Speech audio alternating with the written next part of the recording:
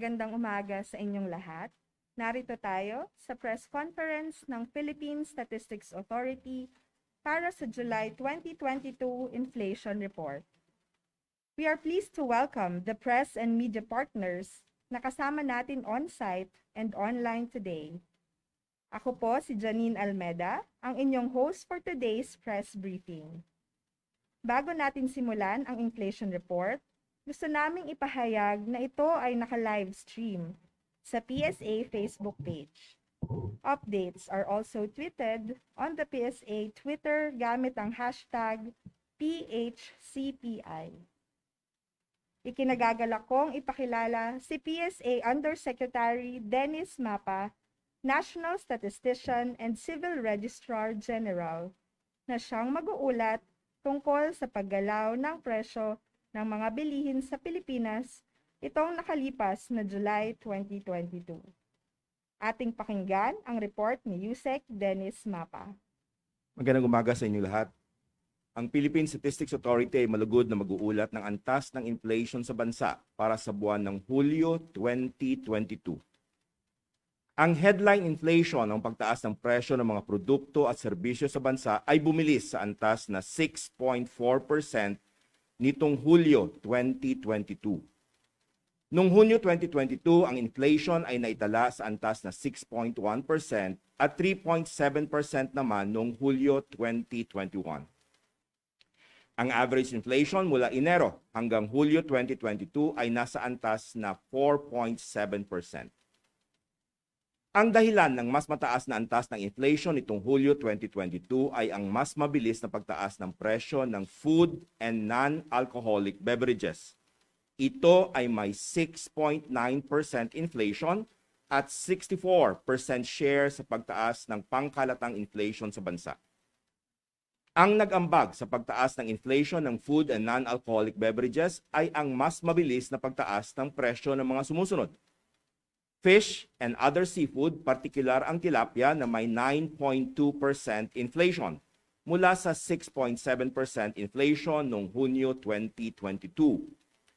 Meat and other parts of slaughtered land animals gaya ng manok na may 9.9% inflation mula sa 8.1% inflation noong Hunyo 2022 at sugar, confectionery and desserts, partikular ang refined sugar na may 17.6% inflation mula sa 10.9% inflation noong Hunyo 2022. Ang pangalawang commodity group na nagpakita ng mas mataas na inflation nitong Hulyo 2022 ay ang transport na may 18.1% inflation at 17.0% share sa pagtaas ng pangkalatang inflation sa bansa. Ito ay dahil sa mas mabilis na pagtaas ng presyo ng mga sumusunod. Other passenger transport by road tulad ng pamasahe sa jeep na may 7.1% inflation mula sa 2.7% inflation noong Hunyo 2022, pamasahe sa barko na may 42.6% inflation mula sa 18.6% inflation noong Hunyo 2022 at pamasahe sa eroplano na may 33.6% inflation mula sa 16.8% inflation noong Hunyo 2022. Ang pangatlong commodity group na nagpakita ng mas mataas na antas ng inflation nitong Hulyo 2022 ay ang restaurant and accommodation services na may 3.4% inflation at 10.9% share sa pagtaas ng pangkalatang inflation sa bansa. Ito ay dahil sa mas mabilis na pagtaas ng presyo ng restaurants, cafe, and the like na may 3.3% inflation mula sa 2.7% inflation noong Hunyo 2022. Pagdating sa overall inflation nitong Hulyo 2022, ang pangunahing nag-ambag na commodity group ay ang food and non-alcoholic beverages na may 6.9% inflation at 40.8% share. Ang mga pangkat ng pagkain na pangunahing nag-ambag sa inflation ng food and non-alcoholic beverages ay ang mga sumusunod. Meat and other parts of slaughtered land animals gaya ng manok na may 9.9% inflation. Fish and other seafood tulad ng bangus na may 9.2% inflation, at flour, bread, and other bakery products, pasta products, and other cereals, partikular ang loaf bread, na may 6.8% inflation. Ang pangalawang commodity group na may pinakamalaking ambag sa pangkalatang inflation ay ang transport, na may inflation na 18.1% at 25.6% share sa pangkalatang inflation. Ito ay dahil sa patuloy na pagtaas ng presyo ng mga sumusunod. Gasoline na may 45.4% inflation, diesel na may 91.3% inflation, at other passenger transport by road tulad ng pamasahe sa jeep na may 7.1% inflation. Ang housing, water, electricity, gas, and other fuels ang ikatlo sa may pinakamalaking ambag sa pangkalatang inflation nitong Hulyo 2022. Ang commodity group na ito ay nagtala ng 5.7% inflation at 19.1% share. Ang mga panahing nag-ambag sa inflation ng housing, water, electricity, gas, and other fuels ay ang mga sumusunod. Kuryente na may 15.2% inflation, renta sa bahay na may 2.3% inflation, at LPG na may 19.1% inflation. Sa 13 commodity groups, 8 ang nagtala ng mas mabilis na pagtaas ng presyo nitong Hulyo 2022. Ito ay ang mga sumusunod. Food and non-alcoholic beverages na may 6.9% inflation. Alcoholic beverages and tobacco na may 8.5% inflation. Clothing and footwear na may 2.5% inflation. Furnishings, household equipment, and routine household maintenance na may 3.1% inflation. Transport na may 18.1% inflation. Recreation, sport and culture na may 2.2% inflation. Restaurant and accommodation services na may 3.4% inflation. At personal care and miscellaneous goods and services na may 2.8% inflation. Samantala, nagpakita ng pagtaas ng presyo ngunit sa mas mabagal na antas ang housing, water, electricity, gas, and other fuels na may 5.7% inflation at health na may 2.4% inflation. Nanatili naman sa kanilang antas ng inflation noong Hunyo 2022 ang mga sumusunod na commodity groups. Information and communication na may 0.5% inflation, education services na may 0.6% inflation, at financial services na may 0% inflation. Sa National Capital Region, ang inflation nitong Hulyo 2022 ay bumagal sa antas na 5.1% mula sa 5.6% inflation noong Hunyo 2022. Noong Hulyo 2021, ang inflation sa National Capital Region ay naitala sa 2.9%. Ang dahilan ng pagbagal ng antas ng inflation sa National Capital Region ay ang mas mabagal na pagtaas ng housing, water, electricity, gas, and other fuels na may 3.6% inflation at 96% share sa pagbaba ng inflation nitong Hulyo 2022 sa National Capital Region. Ito ay dahil sa mas mabagal na pagtaas ng presyo ng mga sumusunod. Kuryente na may 9.1% inflation mula sa 19.7% inflation noong Hunyo at LPG na may 20.2% inflation mula sa 25.9% inflation noong Hunyo 2022. Sa mga pangkat ng pagkain sa National Capital Region, bahagyang tumaas nitong Hulyo 2022 ang inflation ng bigas na may 0.1% mula sa negative 0.2% inflation noong Hunyo 2022. Nagpakita rin ng mas mabilis ang pagtaas ng presyo ang mga sumusunod. Flour, bread, and other bakery products, pasta products, and other cereals, tulad ng loaf bread na may 9.1% inflation. Meat and other parts of slaughtered land animals, gaya ng manok na may 9.8% inflation. Milk, other dairy products, and eggs, partikular ang itlog na may 7.8% inflation. Oils and fats, tulad ng cooking oil na may 18.5% inflation. Sugar, confectionery, and desserts, particular ang refined sugar na may 14.4% inflation. At ready food ready-made food and other food products not elsewhere classified gaya ng infant formula na may 7.6% inflation. Nagpakita naman ng mas mabagal na pagtaas ng presyo nitong Hulyo 2022 ang mais na may 11.1% inflation at vegetables, tubers, cooking bananas at iba pa, partikular ang kamatis na may 3.5% inflation. Nagtala ng pagbaba ng presyo nitong Hulyo 2022 ang fruits and nuts tulad ng saging na may negative 2.0% inflation. Samantala, ang fish and other seafood gaya ng dilis ay nananatili sa antas na 7.9% inflation nitong Hulyo 2022. Sa mga lugar sa labas ng National Capital Region, ang inflation nitong Hulyo 2022 ay umakyat sa 6.8% mula sa 6.3% inflation noong Hunyo 2022. Noong Hulyo na nakarang taon, ang inflation sa mga lugar sa labas ng National Capital Region ay naitala sa 3.9% lamang. Sa mga lugar sa labas ng National Capital Region, ang commodity group na pangunahing dahilan ng pagbilis ng antas ng inflation ay ang food and non-alcoholic beverages na may 7.0% inflation at 67.2% share sa pagtaas ng inflation nitong Hulyo 2022. Ito ay dahil sa mas mabilis sa pagtaas ng presyo ng mga sumusunod. Fish and other seafood, partikular ang tilapia na may 9.4% inflation mula sa 6.5% inflation noong Hunyo 2022.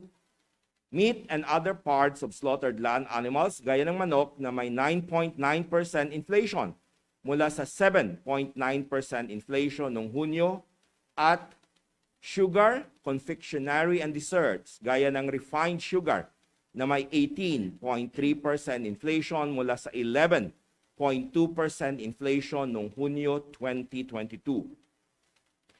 Ang pangalawang nag-ambag sa pagtaas ng inflation sa mga lugar sa labas ng National Capital Region ay ang mas mabilis na pagtaas ng presyo ng transport na may 18.2% inflation at 15.6% share. Ito ay dahil sa mas mabilis na pagtaas ng presyo ng mga sumusunod. Other passenger transport by road tulad ng pamasahe sa jeep na may 6.8% inflation mula sa 2.3% inflation noong Hunyo 2022. Pamasahe sa barko na may 39.4% inflation mula sa 16.6% inflation at pamasahe sa eroplano na may 33.1% inflation mula sa 16.6% inflation noong Hunyo 2022. Nagtala rin ng mas mabilis na pagtaas ng presyo ang restaurants and accommodation services na may 3.4% inflation at 9.4% share nitong Hulyo 2022 sa mga lugar sa labas ng National Capital Region. Ito ay dahil sa mas mabilis na pagtaas ng presyo ng restaurants, cafe, and the like na may 3.4% inflation mula sa 2.7% inflation noong Hunyo 2022. Sa mga pangkat ng pagkain sa labas ng National Capital Region, nagpakita ng mas mabilis na pagtaas ng presyo ang mga sumusunod. Bigas na may 2.4% inflation. Mais na may 27.9% inflation. Flour, bread, and other bakery products, pasta products, and other cereals, particular ang loaf bread na may 6.3% inflation.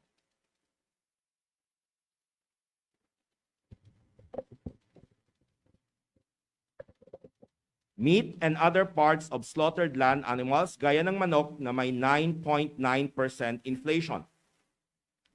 Fish and other seafood gaya ng tilapia na may 9.4% inflation. Milk, other dairy products, and eggs, particular ang itlog na may 3.8% inflation. Oils and fats, tulad ng cooking oil na may 18.4% inflation.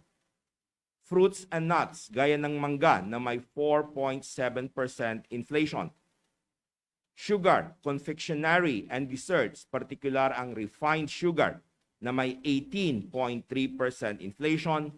At ready-made food and other food products not elsewhere classified tulad ng infant formula na may 4.7% inflation. Nagpakita naman ng mas mabagal na pagtaas ng presyo nitong Hulyo 2022 ang vegetables, tubers, cooking bananas at iba pa, partikular ang kamatis na may 6.1% inflation. Ang pinakamataas na inflation sa mga riyon sa labas ng National Capital Region nitong Hulyo 2022 ay naitala sa Region 11 o Davao Region na may 8.6% inflation mula sa 7.2% inflation noong Hunyo 2022. Samantala, ang Bangsamoro Autonomous Region in Muslim Mindanao ang nanatiling may pinakamababang inflation sa mga riyon sa labas ng National Capital Region nitong Hulyo 2022. Ito ay nagtala ng 3.6% inflation mula sa 3.1% inflation noong Hunyo 2022.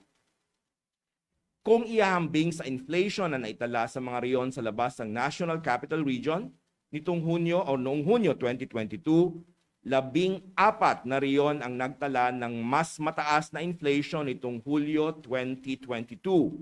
Ito ay ang mga riyon na may kulay blue. Samantala, ang Cordillera Administrative Region at Ilocos Region ang nagtala ng mas mababa na inflation nitong Hulyo 2022. Ang inflation sa bottom 30% income households ay nananatiling nasa 2012 base year habang isinisagawa ng Philippine Statistics Authority ngayong taon ang rebasing sa 2018 base year. Nitong Hulyo 2022, ang inflation sa bottom 30% income households ay nasa 5.9%. Ito ay mas mataas kaysa sa inflation noong Hunyo 2022 na nasa 5.0%, habang 4.4% naman noong Hulyo 2021. Ang average inflation para sa bottom 30% income households mula Enero hanggang Hulyo 2022 ay naitala sa 4.0%. Ang mga pangunahing dahilan ng pagtaas ng antas ng inflation para sa bottom 30% income households nitong Hulyo 2022 ay ang mas mabilis na pagtaas ng presyo ng mga sumusunod. Food and non-alcoholic beverages na may 5.9% inflation at 57.9% share, transport na may 10.0% inflation at 17.1% share, at housing, water, electricity, gas, and other fuels na may 6.8% inflation at 15.3% share. Ang monthly data ng inflation para sa all-income households at bottom 30% income households ay inyong makikita sa website ng Philippine Statistics Authority. Maaari itong ma-access sa mga links na naka-flash sa screen o sa pamamagitan ng pag-scan ng QR codes na nasa screen. Bago magtapos ang aking ulat, ikinagagalak kong ipaalam na sa ika-8 ng Agosto 2022, aarangkada na ang community-based monitoring system sa mahigit kumulang sa 600 local government unit sa buong Pilipinas. Susuyurin ng Philippine Statistics Authority ang mga kalahok na barangay at mangongolekta ng household information na siyang makakatugon sa pagkakaroon ng sapat na basihan para sa pagpaunlad ng mga komunidad lalo na ang mga mamamayan nito. Sa darating na Lunes, inaanyayahan ko kayo na dumalo sa 2022 Community-Based Monitoring System press launch para pakinggan ang mga layunin at plano para sa Community-Based Monitoring System. Ito ay live stream sa Philippine Statistics Authority Facebook page. Dito nagtatapos ang aking paglahad ng antas ng inflation o pagtaas ng presyo ng mga bilihin at serbisyo sa bansa para sa buwan ng Hulyo 2022. Ang Philippine Statistics Authority ay lubos na nagagalak sa inyong paglahok sa press conference tungkol sa inflation sa bansa. Salamat at magandang umaga sa ating lahat. Maraming salamat, Yusek Mapa, para sa ulat ng 2022 July Inflation Report. Bago natin simulan ang ating question and answer segment, nais naming ipahayag na ang press kits para sa ating mga online participants ay aming ipapadala via email.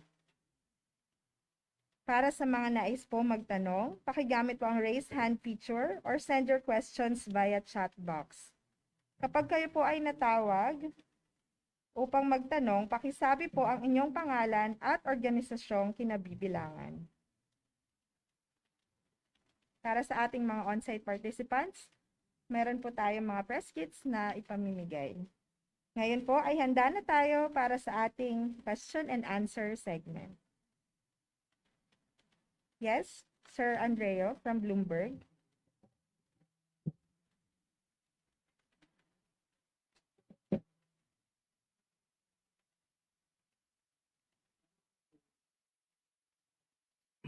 Mike. Okay, morning, sir. Morning. Sir, based po sa inyong data gathering dun sa field, ba't po tumaas yung pagtaas ng presyo ng mga food items like fish, meat, sugar? Ito po ba ay pass-on effect ng transport or supply constraints? Okay, tama ka, ano, of course, ang malaking may contribution sa pagtaas ng inflation ngayong buwan ng Hulyo ay basically yung food basket natin. Ang food and non-alcoholic beverages, ang inflation niya ay 6.9% at ito ay malaki ang contribution sa overall inflation. Kung titingnan pa natin pagbaba yung pagkain lang, ano, yung food basket lang, ang inflation ng food basket natin ay nasa 7.1% at tama yung sabi mo kanina, maraming mga commodity groups ang nag-contribute. Ang isa doon ay yung isda, no? Pangalawa yung meat, particular ang manok. May nag-contribute din yung bread and other bakery products, no? Tumaas yung presyo, particular ang loaf bread na sabi natin. At of course yung sugar. Ito ay combination ng of course yung supply chain, ang problem sa supply chain, particularly dito sa bread and other bakery products, talagang tumaas dahil nagkakaroon ng problema sa supply worldwide. Dito naman sa sugar, bumaba ang production ng sugar natin dito sa Pilipinas itong second quarter, no? Sa fish naman, nakita namin na bumaba rin yung supply. Sa chicken, actually tumaas yung supply niya, pero napansin namin na ito'y validated ng data natin sa second quarter. Ito ay medyo mababa yung weight, yung dressed weight, ano. Sa chicken, for example, itong datos na to, ang average price ng fresh chicken, fully dressed, no, 1 kilogram, noong July sa buong Pilipinas ay nasa 206 pesos. Compared sa July last year na nasa 174 pesos. Sa National Capital Region, ang presyo ng manok ay nag-average sa mga 203 pesos noong July 2022 mula sa 158 pesos last year. So between NCR and areas outside NCR for chicken, no, mataas ang pagtaas sa presyo ng manok sa National Capital Region. Year on year, ito ay nasa mga 29%. So overall, ang major contributor talaga ay pagkain at ito yung apat na mention ko, no? Meat, particular chicken, fish, yung bread and sugar. Thank you. Sir, based on your data, is there any indication na nag-peak na yung inflation last month? Wala, mahirap sa ngayon, ano? Mahirap dahil may mga nakikita tayo na mga commodity items na tumaas ngayon, no? For example, I just like to cite kanina, although hindi siya ganun kataas talaga ang inflation, yung restaurant and goods, no? These are basically consumed outside the household, no? Yung restaurant, cafe. So ito ay finished product na, yung pagluto na, no? Tumaas ito ngayong buwan ng ang inflation niya ay nasa 3.4% mula sa 2.8% last June. So ngayong buwan natin nakita yung medyo may increase ang restaurant and accommodation services. Although ito ay kasama sa accommodation services, malaki talaga yung weight dito, yung mga restaurants, yung mga cafeteria, no, yung mga karinderya. So napansin namin na nagtataas na sila ng presyo ng kanilang cooked food. So this is obviously due to the impact nga ng raw material na tumaas din yung presyo. Sir, last na lang po. Bakit po may difference na yung sa NCR, yung inflation nag-decelerate, samantalang yung areas outside NCR, medyo marked yung pag-accelerate? Yeah, that's a very good question. Sa National Capital Region kasi, saka sa mga areas outside the National Capital Region, magkaiba yung mga weights ng basket. No? So, ang National Capital Region, ang pinakamataas na weight ay nasa, of course, pagkain. No? Pero pangalawa dito at hindi lumalayo ay yung housing, water, electricity, gas, and other fuels. So halos magkalapit lang yung weight nitong food and housing, water, electricity, gas, and other fuels sa National Capital Region. And nakita natin kanina, na-report natin na may pagbaba yung presyo sa commodity group na ito, yung housing, water, electricity, gas, and other fuels dahil sa pagbaba ng presyo ng kuryente, saka LPG. So yun ang nagkaroon ng contribution doon sa pagbaba ng inflation sa National Capital Region. On the other hand, sa mga areas outside the National Capital Region, malaki pa rin ang weight talaga ng pagkain. So while there is also a relatively bigger weight sa housing, water, electricity, gas, and other fuels, hindi siya ganun ka bigat relative to households in the National Capital Region. Thank you, Sir Andreo. We have a question online. Can you please open your mic? Sir Phil Luis Calderon from CNN. Hi, good morning, Ted and KFA. Yeah, I'd like to take the cue from what Andrea of Bloomberg asked and the answer by you said on whether inflation has already peaked.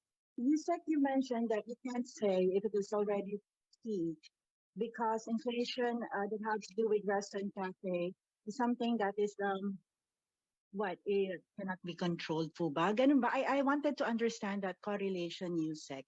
Now, we cannot say whether inflation has peaked because yung inflation sa restaurant and cafe rising or something. Yeah, and then I have a follow-up to that, Yusek. Thank you po.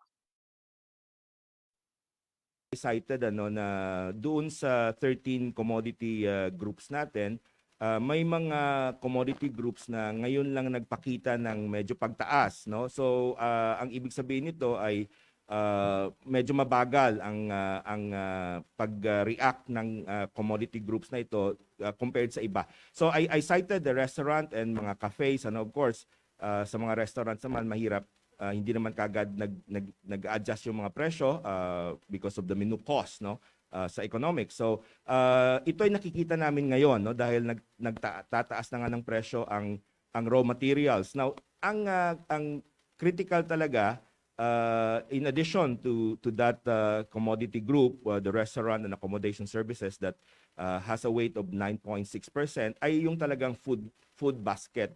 Kasi yung food basket, sabi ko nga, sa ngayong buwan ng Hulyo, ito ay nasa 7.1% inflation and compared last month, June, ito ay nasa 6.4% inflation lang, no?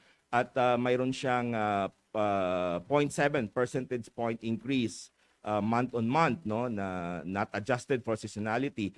And this particular commodity group has the largest weight in the inflation basket of about 35%. And we're seeing that there are a number of items that are really increasing. You know? So I mentioned yung meat, fish, bread, and even eggs, no? Yung milk, other dairy products and eggs, tumaas din yung inflation ngayong buwan ng Hulyo. So the threat for increasing inflation in the next months would really be coming from the food basket. Thank you. Okay. Yusek, follow-up on that. Medyo nag-echo po, sorry. Yeah, so restaurant and cafe, and in relation to that, tumataas din po ang inflation outside the National Capital Region.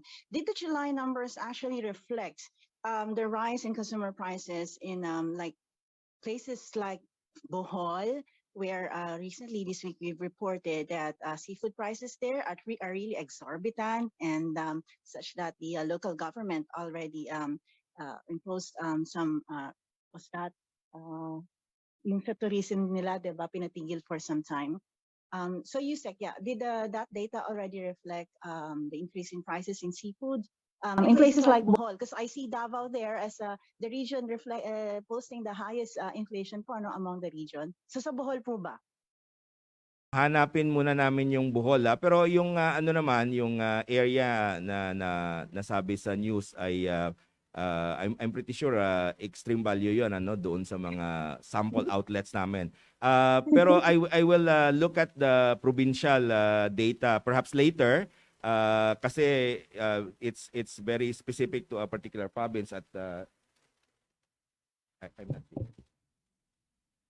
Sandali lang. It's all income that I'm seeing.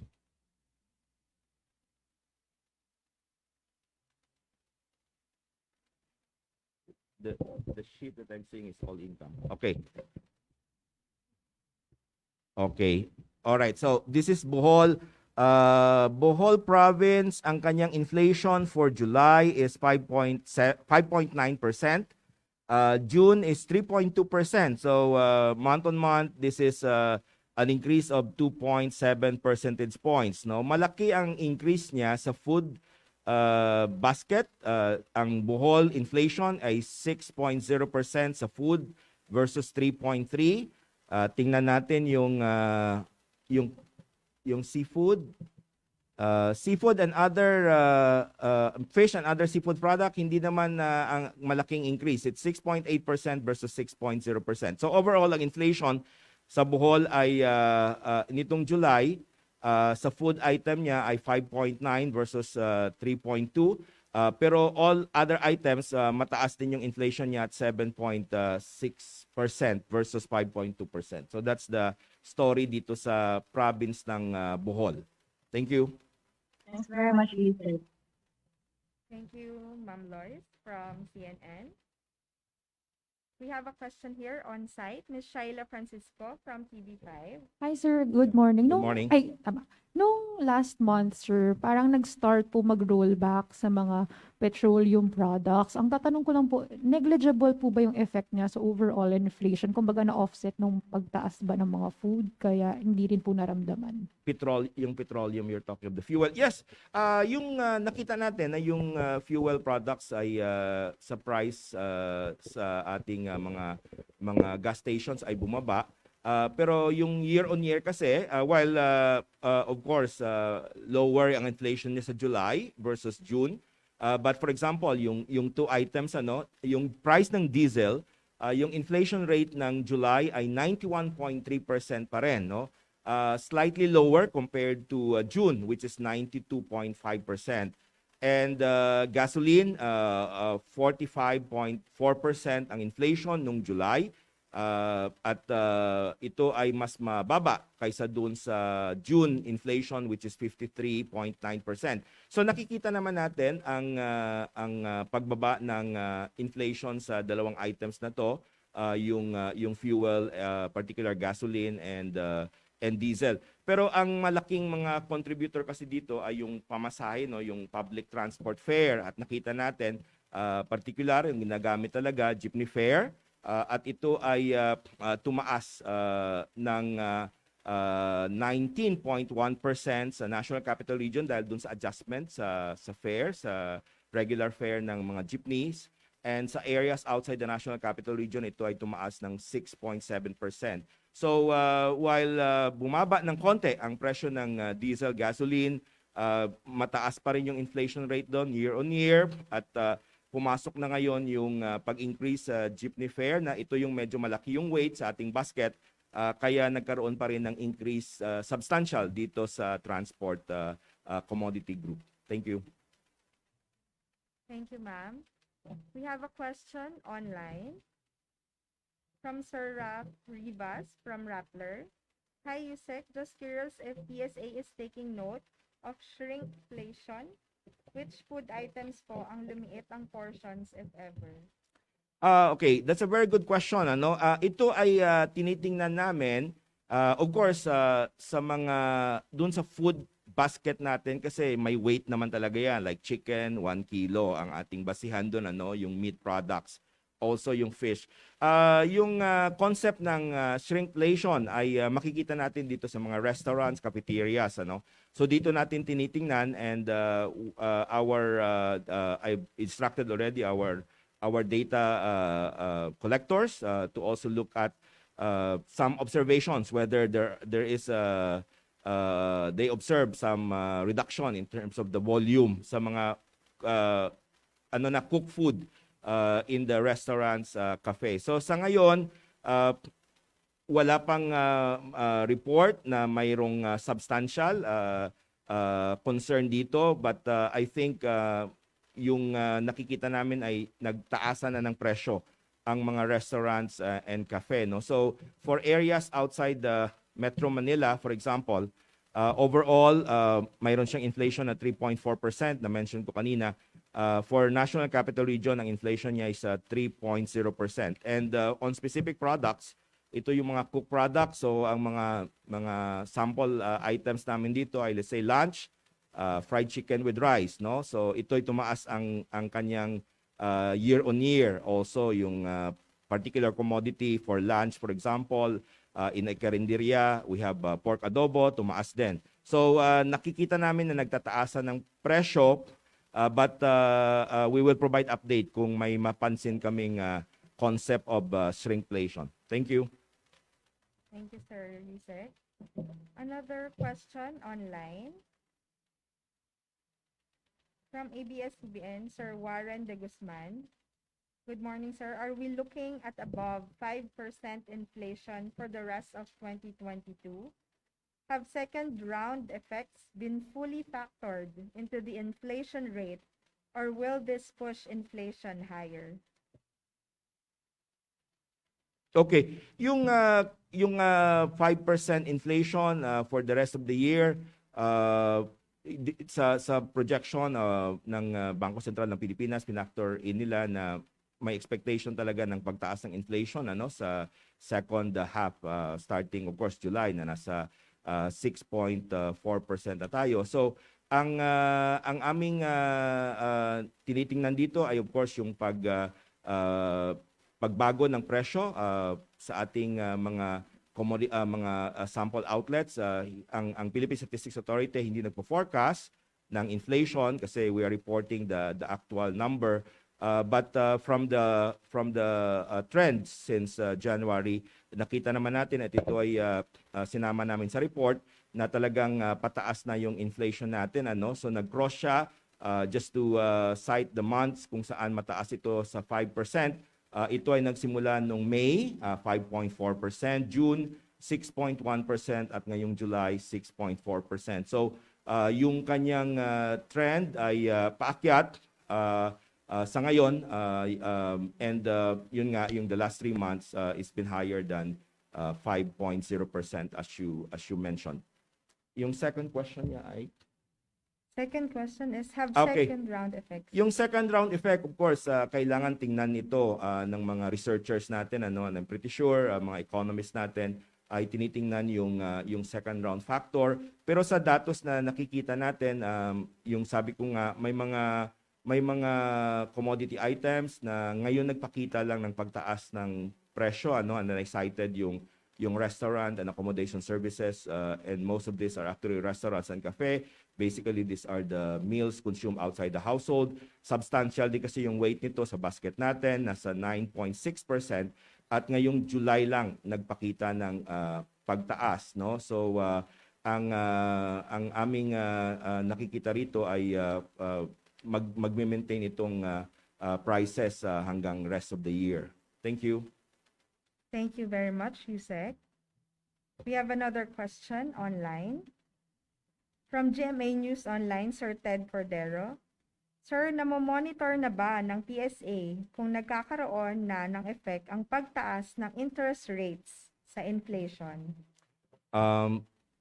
Siguro dapat sa Bangko Sentral ng Pilipinas itanong 'yon, ano, yung aming tinitingnan ay yung weekly report lang sa inflation rate at hindi namin tinitingnan yung impact ng interest rates. But researchers would actually be seeing the effects as we report more inflation numbers in the next months.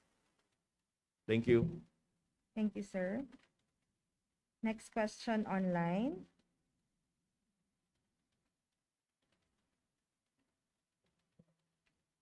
Would it be, from Miss Eileen Menchas of Abante, would it be safe to assume that inflation for the rest of the year will be higher because of the low base since it is computed year on year?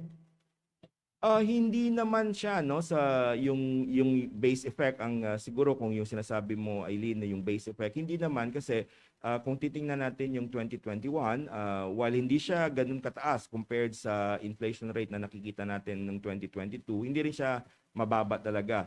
So it's not really coming from the base effect but to answer your question whether we will be seeing increase in the inflation rate ang sabi ko nga kanina ang threats natin talaga ay manggagaling doon sa food basket ano kasi siya yung substantial yung weight mga nasa 35% siya pagkatapos kung idadagdag mo yung restaurant and cafe na ito naman yung food pa rin ito pero yung process ay yung cooked meals na so yung pagkain talaga sa raw form o di kaya yung cooked form medyo malaki yung kanyang weight talaga sa basket natin at nakikita natin sabi ko kanina na yung food basket natin ay tumaas na talaga yung inflation rate at patuloy itong pagtaas nakikita namin ng mga itong nakaraang buwan. So dito manggagaling yung threat sa inflation rate natin in the coming months.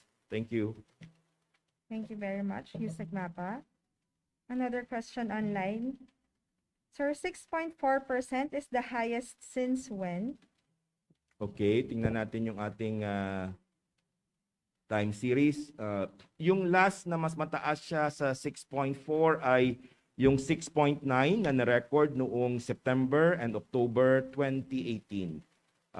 So in a way, this is highest since 2018 October, no? 6.9. Yung September, 6.9 din yun. Thank you. Thank you, sir. Another question online from Pilar Manuel of CNN. Sir, does the PSA have latest data on the purchasing power of the peso this July? Did it weaken further since inflation was faster during the month? Thank you.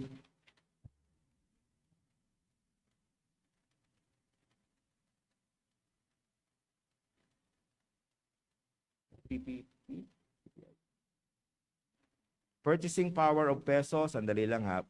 Okay, itong July, ang ating computed purchasing power of peso ay nasa 86 centavos compared to the base year natin na 2018.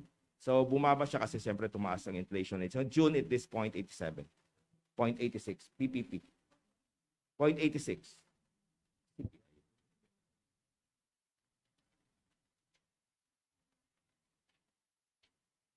Thank you. Okay, thank you, sir. We have a question on site. Sir Andrea from Bloomberg.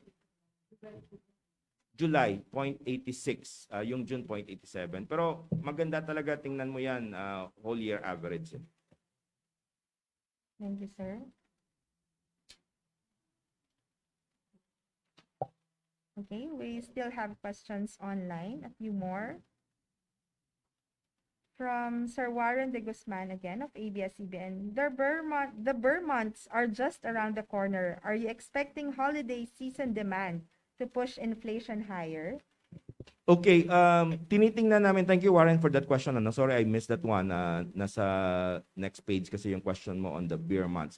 I'm looking at yung September, October, November, December ng years 2018, 2019, 2020, and 2021. Sa September, October, nakikita ko rito na hindi siya tumataas, ano? Pero tumataas siya in the last 4 years dito sa months ng December.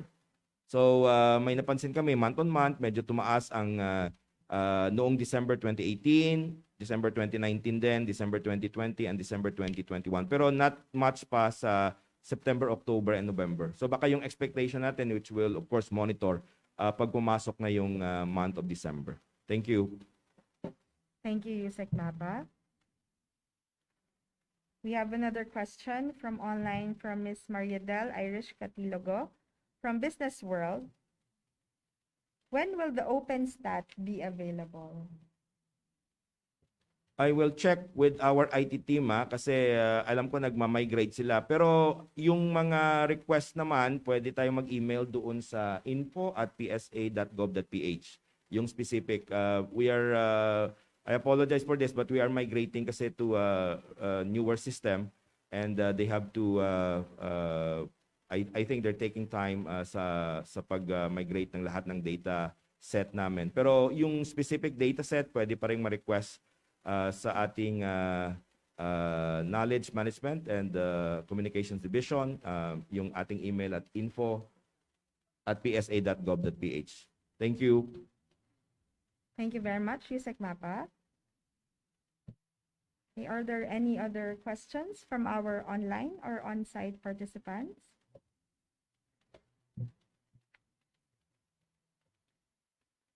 Okay, if there are none, thank you very much to all of our online and on-site media partners for being here with us in the inflation report for July 2022. Maraming salamat po sa ating July 2022 press briefing. Sana'y patuloy ninyo po kaming suportahan. You may visit our webpage at www.psa.gov.ph for more updates. Once again, ako po si Janine Almeda ng Philippine Statistics Authority. Maraming salamat at magandang umaga sa inyong lahat.